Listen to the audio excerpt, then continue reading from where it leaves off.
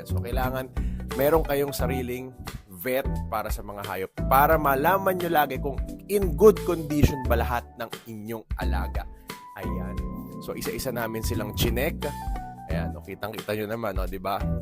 Walang katakot-takot sa ahas si Doc Trick kasi isa rin siyang hobby. So, marami siyang reticulated na magaganda. So, ayan. After naman yan, nilinis ko na itong nakuha nating rock ng aquarium. Ayan. So, yung kabilang side naman ang inaayos natin para magkaroon tayo ng aquatic room. Ayan. So, abangan nyo sa mga susunod na vlog kung ano pa ang magiging itsura ng ating aquatic room. Ayan. So, nakita nyo, talagang nililinis ko yan kasi i-repaint natin yan. Ipapakita ko sa inyo yung finished product sa ibang video. Ayan. So, talagang kailangan natin linisin para hindi na ulit kalawangin. So, hanggang dito na lang ulit mga ka-Exotic Empire. See you sa susunod na video.